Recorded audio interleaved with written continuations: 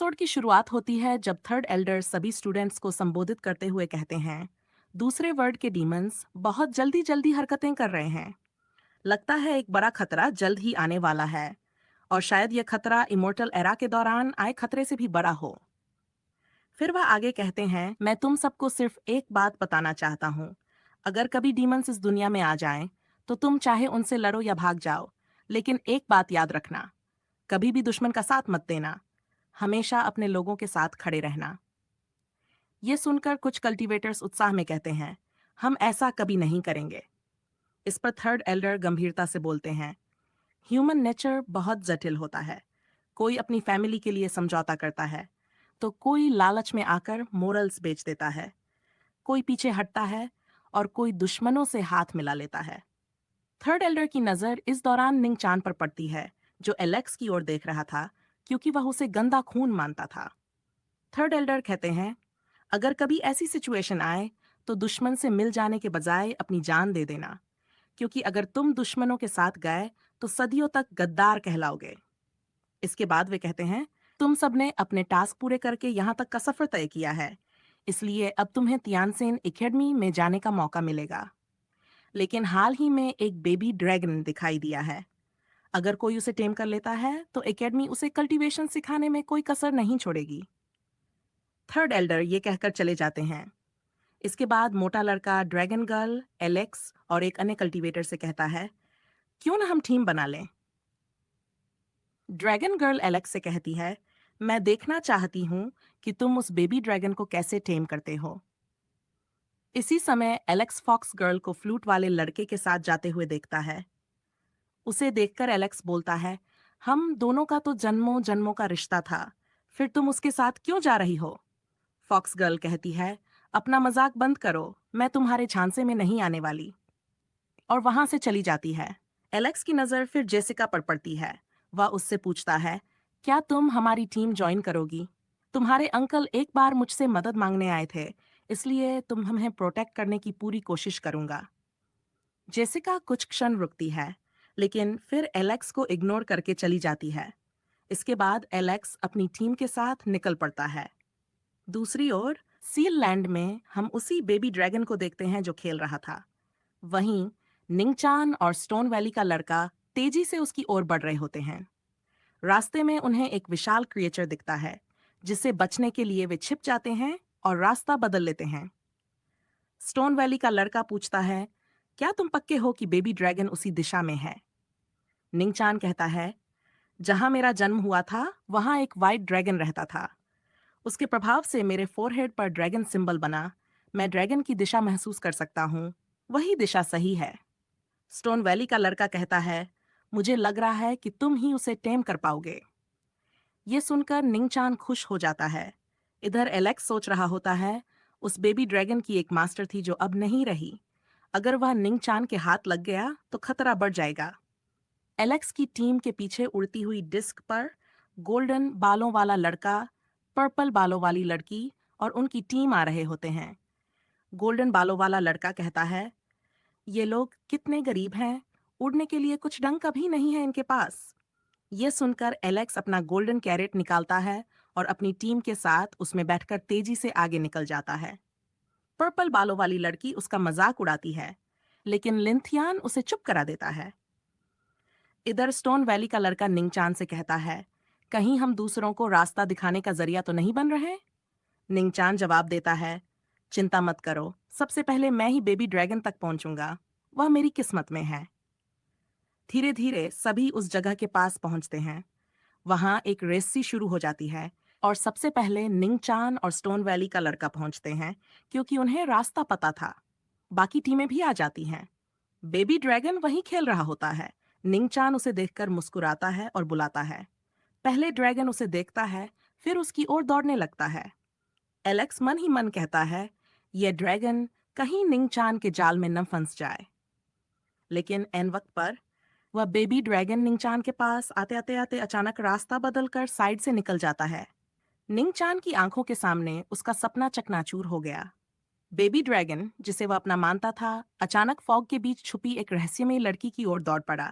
निंगचान गुस्से से चीख पड़ा, यह असंभव है, वो बेबी ड्रैगन मेरा है। तभी स्टोन वेले का एक कल्टीवेटर चौंकते हुए बोला, फॉग के बीच वो लड़की आखिर है कौन? क्या वह कोई इमोर्टल बीइंग है जो बेबी ड्रैगन को अपनी ओर खींच रही है? एलेक्स के दिल में एक शक गहराने लगा। क्या ये लड़की वही है जिसकी आत्मा कभी बेबी ड्रैगन की मास्टर थी? क्या उसने पुनर्जन्म लिया है? जैसे ही फॉग छंटता है, सबकी नजर उस लड़की पर पड़ती है। वह और कोई नहीं, रैबिट गर्ल थी। सभी हैरान रह जाते हैं। मोटा लड़का हक्का बक्का होकर पूछता है, रैबिट गर्ल यहाँ क्या कर रही है? गोल्डन बालों वाला एक कल्टीवेटर अपने साथी से कहता है, ये तो बस एक आम लड़की है। इससे बेबी ड्रैगन छीनना मुश्किल नहीं होगा। एलेक्स, जो रैबिट गर्ल की आंखों में झांक रहा था, सोचता है, ये लड़की उसकी जैसी दिखती तो है, लेकिन इसकी आत्मा कुछ और कर रही है। क्या ये वास्तव में उसी का पुनर्जन्म है? रैबिट गर्ल सहमी हुई इधर उधर देखती है। जब उसकी नजर एलेक्स और मोटे लड़के पर पड़ती है, तो वह दृढ़ स्वर में कहती है, तुम दोनों भी यहाँ हो? मेरी मदद करो, मुझे और इस बेबी ड्रैगन को बचाओ। उसके लहजे में आदेश जैसा कुछ था, जिससे बाकी लड़कियां हंसने लगती हैं। लेकिन रैबिट गर्ल उन्हें डांट कर चुप करा देती है। इसी दौरान गोल्डन बाल वाला लड़का सन चेजिंग डिस्क नामक ट्रेजर अपने साथी को दे देता है और कहता है, अब इसे ले जा और बेबी ड्रैगन को पकड़ ला। साथी तुरंत ट्रांसफॉर्म होकर सन डिस्क की मदद से रैबिट गर्ल की तरफ दौड़ता है। रैबिट गर्ल डर से कांपने लगती है। तभी एलेक्स बीच में आ जाता है, लेकिन निंग चान पहले ही स्केलेटन आर्मी बुलाकर उस हमलावर को रोक देता है। गुस्से में वह कल्टीवेटर निंगचान पर फायरबॉल्स फेंकता है, लेकिन निंगचान अपनी ड्रैगन स्पिरिट बाहर निकालकर खुद को बचा लेता है। सभी आश्चर्यचकित हो जाते हैं। निंगचान तो बेहद ताकतवर निकला। निंगचान ने हमलावर को मार डाला। गोल्डन बाल वाला लड़का अपनी डिस्क वापस ले लेता है। निंगचान अब बेबी ड्रैगन से कहता है, हम दोनों के अंदर एक ही स्पिरिट है, मेरे पास आ जाओ। लेकिन रैबिट गर्ल उसे मना कर देती है। गोल्डन बाल वाला लड़का अचानक फॉक्स गर्ल पर हमला करता है, लेकिन एलेक्स बीच में आकर उसकी स्पेयर तोड़ देता है। निंगचान गुस्से में चिल्लाता है, तू बीच में क्यों आया? एलेक्स बिना जवाब दिए एक विशाल फायरबॉल फेंकता है, जिससे दोनों दूर जा गिरते हैं। एलेक्स गरजते हुए कहता है, इस बेबी ड्रैगन को उसका असली मास्टर मिल चुका है। गोल्डन बाल वाला लड़का तियानसेन एकेडमी की बात कर धमकी देता है, लेकिन एलेक्स दृढ़ता से कहता है, तुम मुझे डराने की कोशिश मत करो। अब गोल्डन बाल वाले लड़के के साथ ही आ जाते हैं और एलेक्स के साथ मोटा लड़का और अन्य भी खड़े हो जाते हैं। गोल्डन बाल वाला लड़का अपनी इमोर्टल गोल्डन स्पेयर निकालता है और कई क्लोन बना लेता है। वह कहता है, अगर तुम लड़ना चाहते हो तो लो लड़ाई। स्पेयर एलेक्स पर फेंकी जाती है, लेकिन एलेक्स अपनी शील्ड से खुद को बचाता है। फिर गोल्डन बाल वाला लड़का अपनी स्पेयर वापस बुला एक विशाल गोल्डन स्टैचू बनाता है और गरजता है, अब देखो एक स्पिरिचुअल वेपन की ताकत। एलेक्स उस स्टैचू पर हमला करता है और उसके हाथ में दरार बना देता है। ये देख गोल्डन बाल वाला लड़का चौंक उठता है। ये लड़का ये कैसे कर सकता है? दरार से इमोर्टल मेटल निकलने लगता है। एलेक्स अपनी तलवार निकालता है, जिससे तलवार की आत्मा बाहर आ जाती है और मेटल को खींचने लगती है। गोल्डन बाल वाला लड़का उसे रोकने की कोशिश करता है, लेकिन एलेक्स एक बैरियर बनाकर खुद को सुरक्षित कर लेता है। तलवार की आत्मा धीरे धीरे पूरा स्टैचू निगल जाती है। मोटा लड़का हैरान होकर बोलता है, लगता है इसकी स्वॉर्ड भी इसकी तरह भुक्कड़ है। ये सुनकर सभी हंस पड़ते हैं, पर गोल्डन बाल वाला लड़का चुप था। वह अपनी स्वॉर्ड को देखता है। अब उसमें कोई शक्ति नहीं बची थी। उसके चेहरे पर निराशा साफ झलक रही थी। अब मैं अपने क्लैन को क्या जवाब दूंगा? वो दर्द भरे स्वर में बड़बड़ाता है। तभी मौका देखते ही निंगचान रैबिट गर्ल की ओर झपटता है, लेकिन एलेक्स समय रहते उसे वहां से दूर ले जाता है और निंगचान को झटका देकर पीछे धकेल देता है। गुस्से से तमतमाया निंगचान चिल्लाता है, आज मैं तुझ जैसे पापी खून से अपना बदला जरूर लूंगा। ये सुनकर मोटा लड़का चौंकते हुए बोलता है, ओह, इसने तो एलेक्स को पापी खून कह दिया। ये बात तो सीधे दिल पर लगेगी। एलेक्स की आंखों में अब नफरत और आक्रोश की ज्वाला थी। वह भी मुकाबले के लिए तैयार हो जाता है। तभी तेज हवा के झोंकों के बीच एक शक्तिशाली उपस्थिति प्रकट होती है। बस करो तुम दोनों। एल्डर की भारी आवाज गूंजती है। तुम लोग आपस में लड़ रहे हो, जबकि एक बड़ा डिजास्टर बहुत करीब है। एलेक्स उनकी ओर मुड़ता है और कड़वे स्वर में कहता है, थर्ड एल्डर, ये निंगचान बार बार मुझे पापी खून कहता है। आप ही बताइए, क्या ये सही है? थोड़ी देर की चुप्पी के बाद थर्ड एल्डर गंभीर स्वर में बोले, इस समय के लिए ये विवाद यहीं समाप्त करो। एलेक्स टेलीपैथी के जरिए थर्ड एल्डर से कहता है, आप न्याय नहीं कर रहे।